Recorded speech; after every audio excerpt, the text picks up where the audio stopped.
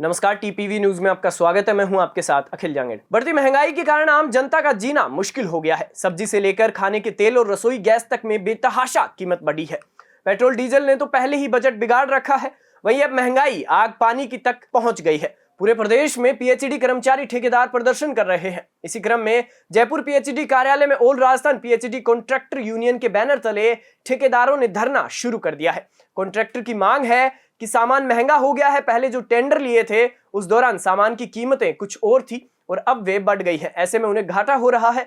उनका कहना है कि सरकार द्वारा हमें जो कीमत दी जा रही है वो काफी कम है, इसलिए सरकार से मांग है कि बाजार की कीमतों का आकलन करवा कर ठेकेदारों का पैसा बढ़ाया जाए। वही ठेकेदारों का कहना है कि बढ़ती कीमतों के कारण पीएचईडी के कई बड़े प्रोजेक्ट बंद हो गए हैं। इसके बाद भी सरकार हमारी मांग नहीं मानती है तो पानी की सप्लाई भी बंद करनी पड़ेगी।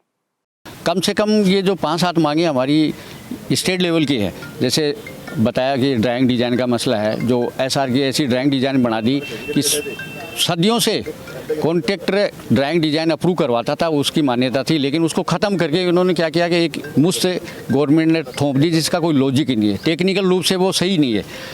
एक तो उसको चाह रहे हैं कि इसको समाप्त करके वो पहले की तरह कर दी जाए। दूसरा ये क्यूपी और वेंडर का एक मसला ऐसा है कि अधिकारी कहेगा उससे पाइप लेना तो वहीं लेना पड़ेगा, जबकि बीआईएस कोड है उसके हिसाब से होना चाहिए।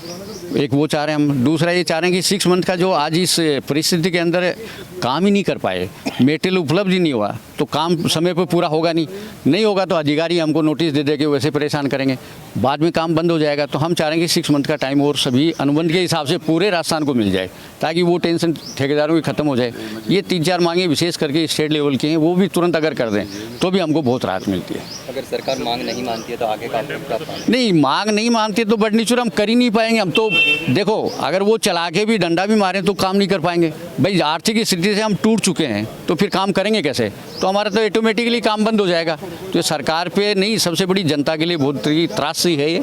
अगर इस आपदा के अंदर भी अगर सरकार साथ नहीं देती है तो फिर ये दुर्भाग्य की बात है। वाटर वर्क्स पीएचईडी के जो बड़े प्रोजेक्ट है वो बंद होने कगार पे आगे और बंद हो चुके हैं। अगर सरकार ध्यान नहीं देगी तो जो टैंकर से पानी सप्लाई किया जा रहा है ठेकेदारों के द्वारा, उसको भी मजबूर होकर के मार्गों बंद करना पड़ेगा। इसकी संपूर्ण जिम्मेदारी विभाग की होगी और सरकार की होगी। हम निवेदन करते हैं आपके माध्यम से कि सरकार हमारी मांग को स्वीकार करे। अगर स्वीकार नहीं कर पाती है 3 दिवस के अंदर तो हमें जो कदम उठाएंगे उसके लिए सरकार और विभाग जिम्मेदार होगा और अंत में आकर के हमें पेयजल व्यवस्था को बाधित करना ही पड़ेगा। ऐसी देश और दुनिया की तमाम खबरों को जानने के लिए देखते रहिए टीपीवी न्यूज। नमस्कार।